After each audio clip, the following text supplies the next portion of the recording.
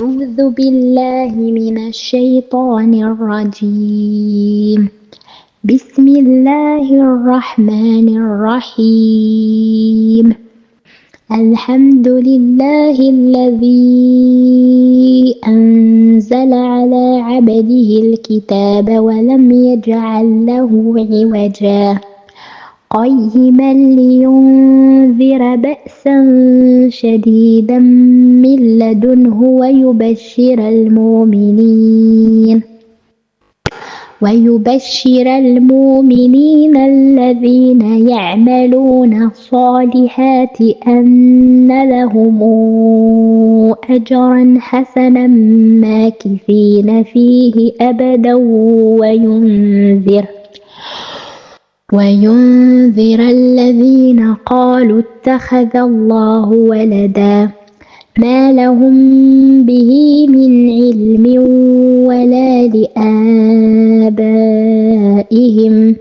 كبرت كلمة تخرج من أفواههم إن يقولون إلا كذبا فلعلك باخع نفسك على آثارهم إن لم يؤمنوا بهذا الحديث أسفا إنا جعلنا ما على الأرض زينة لها لنبلوهم أيهم أحسن عملا وإنا لجاعلون ما عليها صعيدا جرزا أم حسبت أن أصحاب الكهف والرقيم كانوا من آياتنا عجبا إذا والفتية إلى الكهف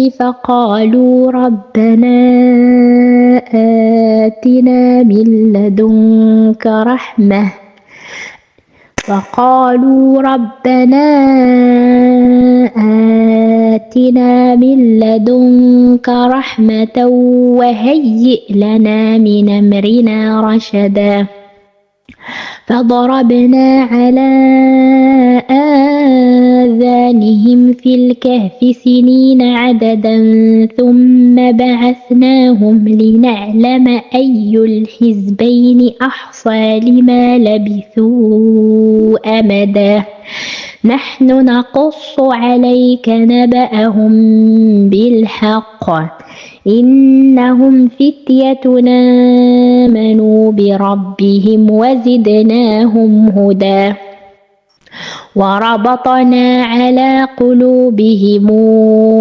إذ قاموا فقالوا ربنا رب السماوات والأرض لن ندعو من دونه إلها لقد قلنا إذا شططا هؤلاء قومنا اتخذوا من دونه آلهة لولا ياتون عليهم بسلطان بين فمن أظلم ممن افترى على الله كذبا وإذ اعتزلتموهم وما يعبدون إلا الله فأووا إلى الكهف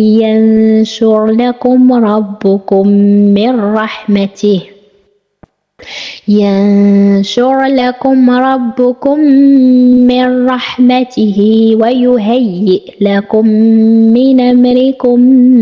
مرفقا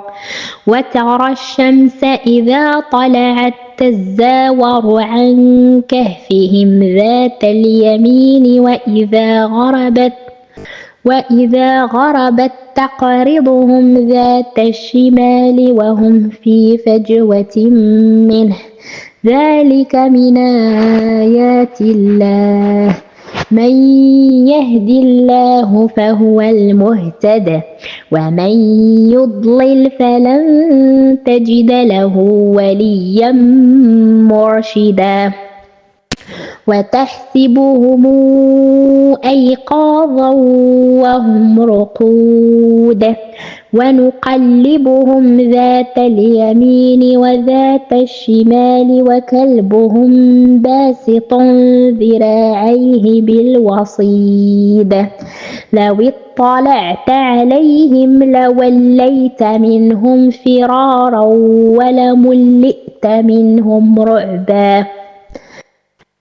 ولملئت منهم رعبا وكذلك بعثناهم ليتساءلوا بينهم قال قائل منهم كم لبثتم قالوا لبثنا يوما أو بعض يوم قالوا ربكم أعلم بما لبثتم فابعثوا أحدكم بورقكم هذه إلى المدينة فلينظر أيها أزكى طعاما فلياتكم برزق منه وليتلطف ولا يشعرن بكم أحدا إنهم إن يظهروا عليكم يرجموكم أو يعيدوكم في ملتهم ولن تفلحوا إذا أبدا وكذلك أعثرنا عليهم ليعلموا أن وعد الله حق وأن الساعة لا ريب فيها إذ يتنازعون بينهم أمرهم فقالوا بنوا عليهم بنيانا ربهم أعلم بهم قال الذين غلبوا على أمرهم لنتخذن عليهم مسجدا سيقولون ثلاثة رابعهم كلبهم ويقولون خمسة سادسهم كلبهم رجما بالغيب ويقولون سبعة وثامنهم كلبهم قل ربي أعلم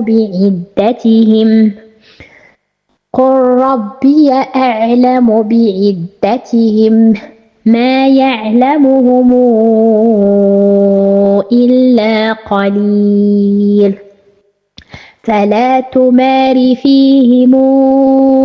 إلا مراء ظاهرا ولا تستفت فيهم منهم أحدا ولا تقولن لشيء إني فاعل ذلك غدا إلا أن يشاء الله واذكر ربك إذا نسيت وقل عسى أن يهديني ربي لأقرب من هذا رشدا ولبثوا في كهفهم 300 سنين وازدادوا 9 قل الله أعلم بما لبثوا له غيب السماوات والأرض أبصر به وأسمع ما لهم من دونه من ولي ولا يشرك في حكمه أحدا واتل ما أوحي إليك من كتاب ربك لا مبدل لكلماته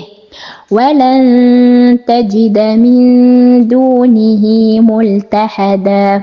واصبر نفسك مع الذين يدعون ربهم بالغداة واصبر نفسك مع الذين يدعون ربهم بالغداة والعشي يريدون وجهه ولا تعد عيناك عنهم تريد زينة الحياة الدنيا ولا تطع من أغفلنا قلبه عن ذكرنا واتبع هواه وكان أمره فرطا وقل الحق من ربكم فمن شاء فليؤمن ومن شاء فليكفر إنا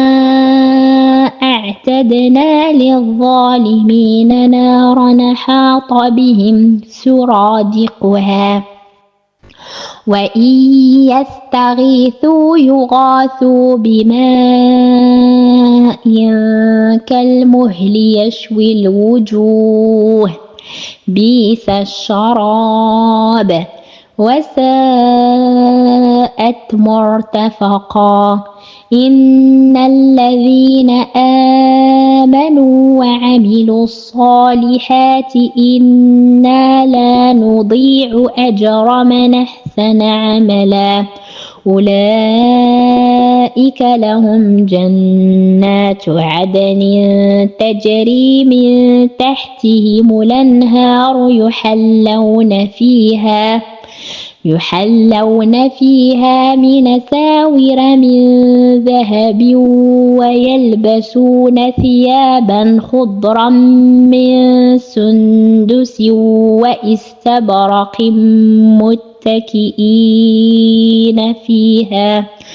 متكئين فيها على الأرائك نعم الثواب وحسنت مرتفقا واضرب لهم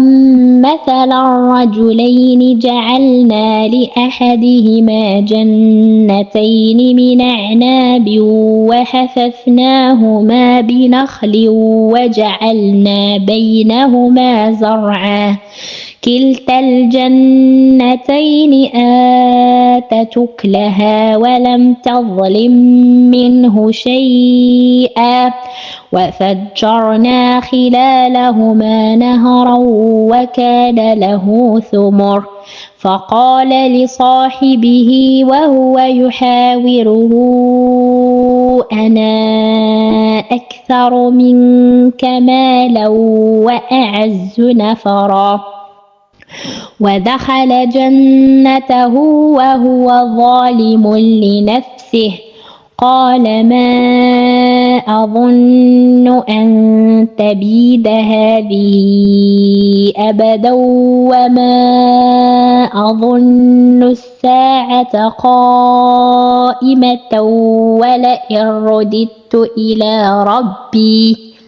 ولئن رددت إلى ربي لأجدن خيرا منهما منقلبا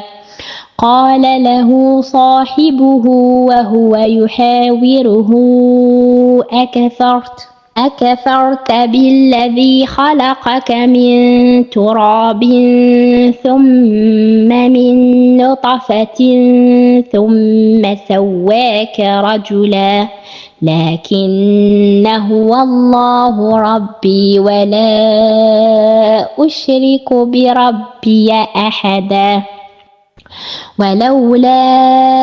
إذ دخلت جنتك قلت ما شاء الله لا قوة إلا بالله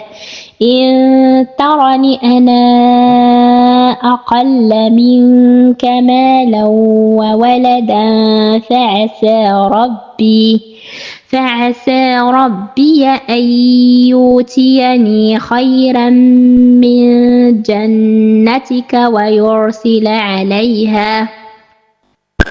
ويرسل عليها حسبانا من السماء فتصبح صعيدا زلقا أو يصبح ماؤها غورا فلن تستطيع له طلبا وأحيط بثمره فأصبح يقلب كفيه على ما أنفق فيها وهي خاوية على عروشها ويقول يا ليتني لمشرك بربي أحدا ولم تكن له فئة ينصرونه من دون الله وما كان منتصرا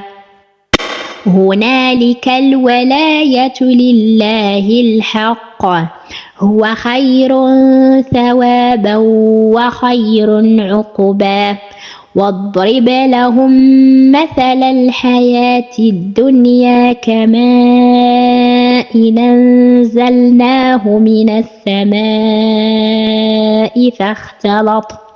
فاختلط به نبات الأرض فأصبح هشيما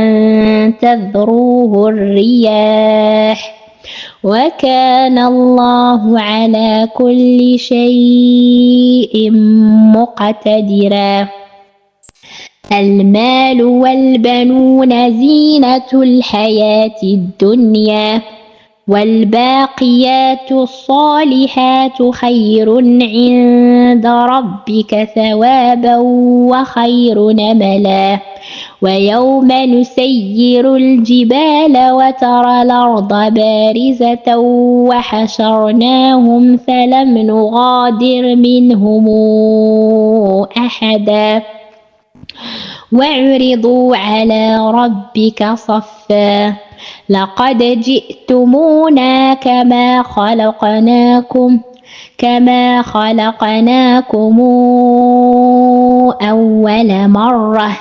بل زعمتم أن لن نجعل لكم موعدا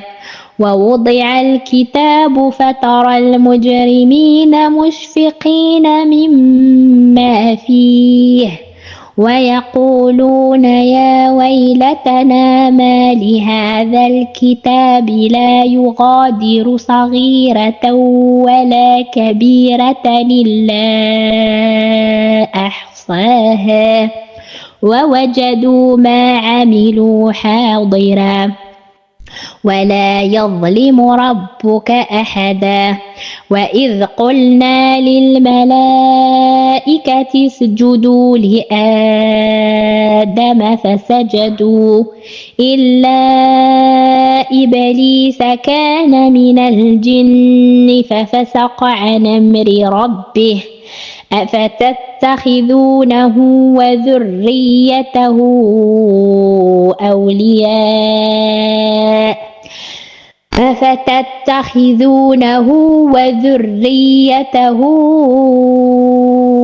أولياء من دوني وهم لكم عدو بئس للظالمين بدلا ما أشهدتهم خلق السماوات والأرض ولا خلق أنفسهم وما كنت متخذ المضلين عضدا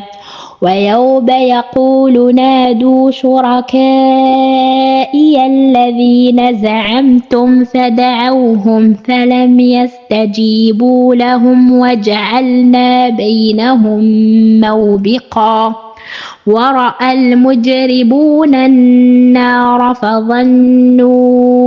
أنهم مواقعوها ولم يجدوا عنها مصرفا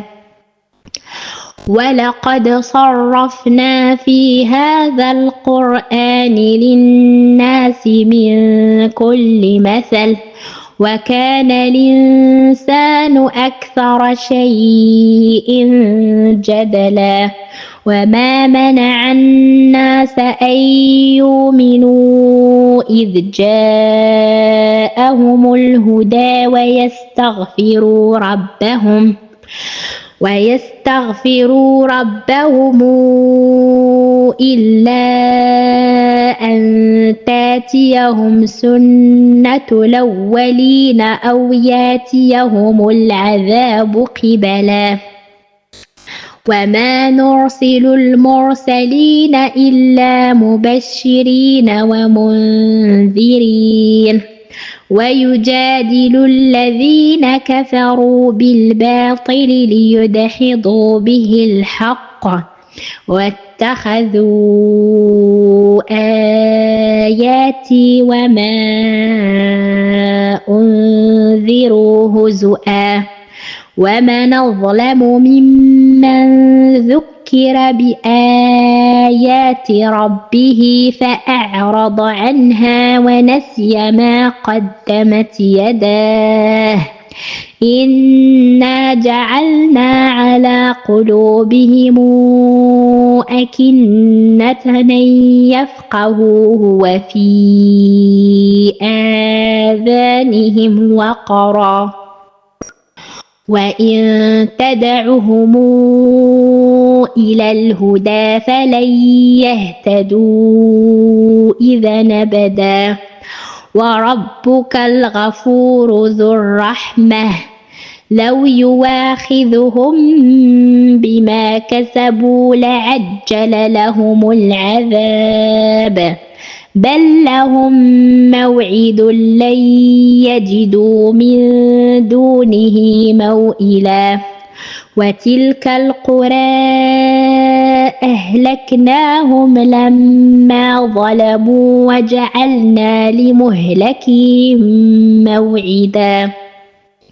وجعلنا لمهلكهم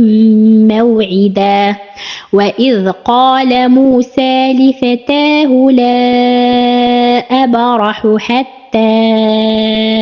أبلغ مجمع البحرين أو أمضي حقبا فلما بلغا مجمع بينهما نسيا حوتهما فاتخذ سبيله في البحر سربا فلما جاوزا قال لفتاه آتنا غداءنا لقد لقينا من سفرنا هذا نصبا قال أرايت إذا وينا إلى الصخرة فإني نسيت الحوت وما أنسانيه إلا الشيطان أن أذكره واتخذ سبيله في البحر عجبا قال ذلك ما كنا نبغ فارتدا على آثارهما قصصا فوجدا عبدا من عبادنا آتيناه رحمة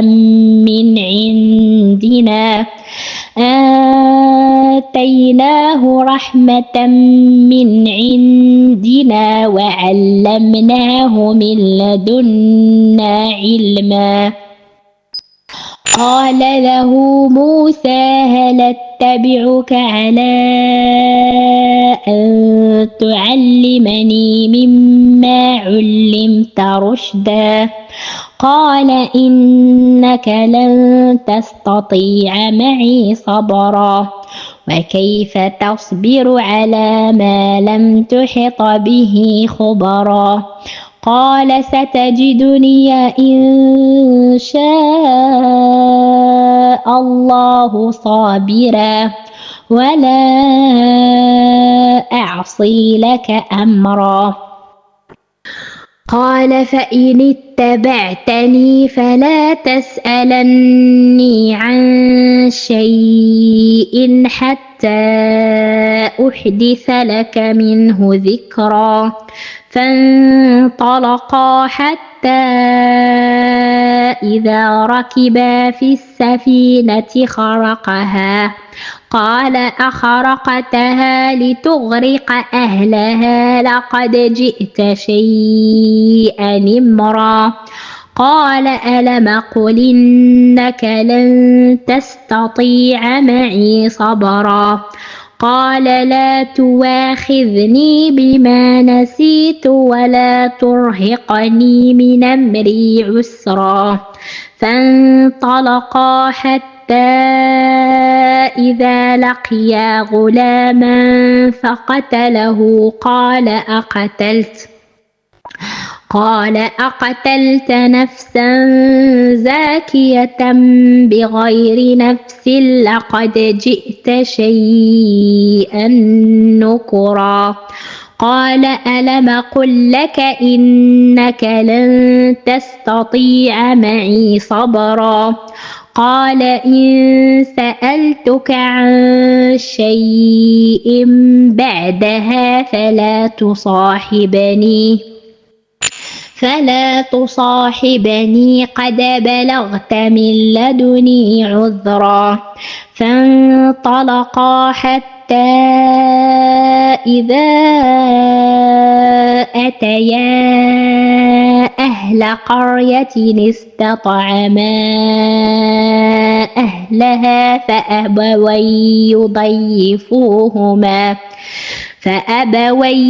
يضيفوهما فوجدا فيها جدارا يريد أن ينقض فأقامه. قال لو شئت لاتخذت عليه أجرا.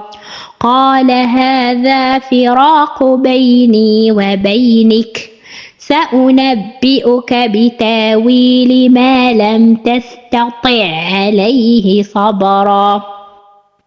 أما السفينة فكانت لمساكين يعملون في البحر فأردت أن أعيبها وكان وراءهم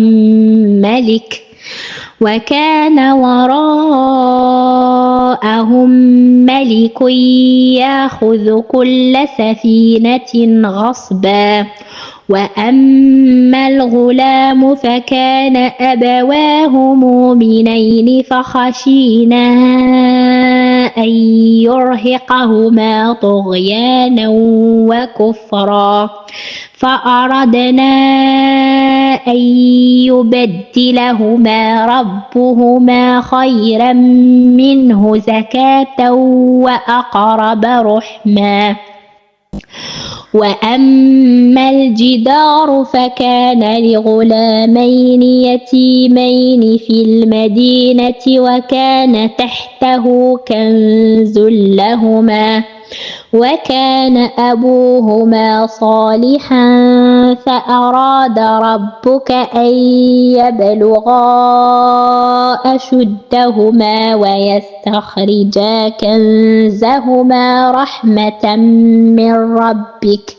وما فعلته عن أمري ذلك تاويل ما لم تسطع عليه صبرا. ويسألونك عن ذي القرنين قل سأتلو عليكم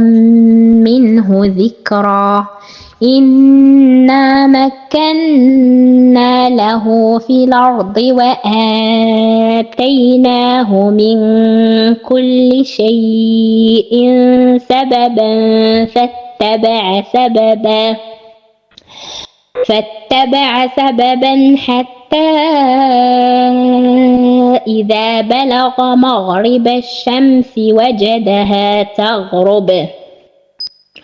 وجدها تغرب في عين حمئة ووجد عندها قوما. قلنا يا ذا القرنين إما أن تعذب وإما أن تتخذ فيهم حسنا. قال أما من ظلم فسوف نعذبه قال أما من ظلم فسوف نعذبه ثم يرد إلى ربه فيعذبه عذابا نكرا. وأما من آمن وعمل صالحا فله جزاء الحسنى وسنقول له من أمرنا يسرا. ثم اتبع سببا حتى إذا بلغ مطلع الشمس وجدها تطلع على قوم لم نجعل لهم من دونها سترا كذلك وقد حطنا بما لديه خبرا. ثم اتبع سببا حتى إذا بلغ بين السدين وجد من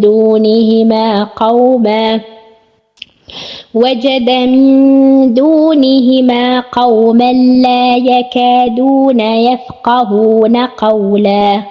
قالوا يا ذا القرنين إن ياجوج وماجوج مفسدون في الأرض فهل نجعل لك خرجا على أن تجعل بيننا وبينهم سدا. قال ما مكني فيه ربي خير فأعينوني بقوة نجعل بينكم وبينهم ردما. آتوني زبر الحديد حتى إذا ساوى بين الصدفين قال انفخوا حتى إذا جعله نارا قال آتوني أفرغ عليه قطرا. فما استطاعوا أن يظهروه وما استطاعوا له نقبا. قال هذا رحمة من ربي فإذا جاء وعد ربي جعله دكا وكان وعد ربي حقا. وتركنا بعضهم يومئذ يموج في بعض ونفخ في الصور فجمعناهم جمعا. وعرضنا جهنم يومئذ للكافرين عرضا الذين كانت أعينهم في غطاء عن ذكري وكانوا لا يستطيعون سمعا. أفحسب الذين كفروا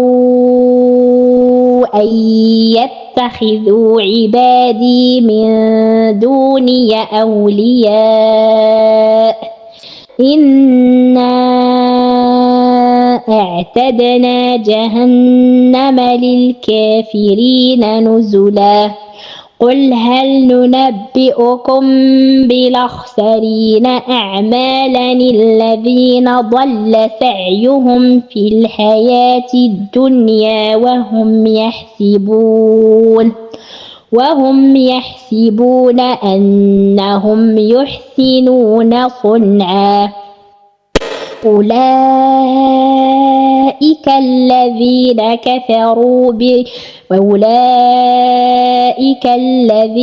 كفروا بآيات ربهم ولقائه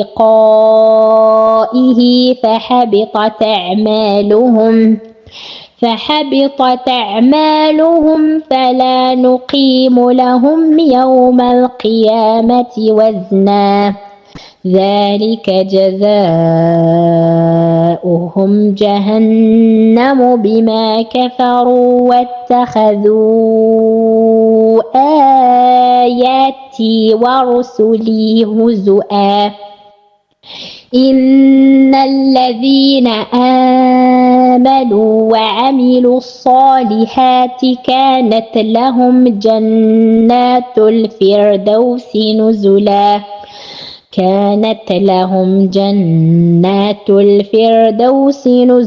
خالدين فيها لا يبغون عنها حولا قل لو كان البحر مدادا لكلمات ربي لنفد البحر قبل أن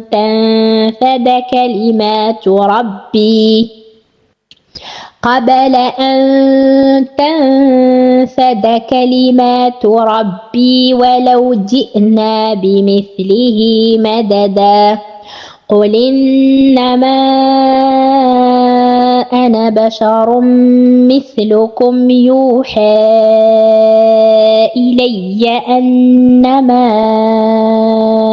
إلهكم إله واحد فمن كان يرجو لقاء ربه فليعمل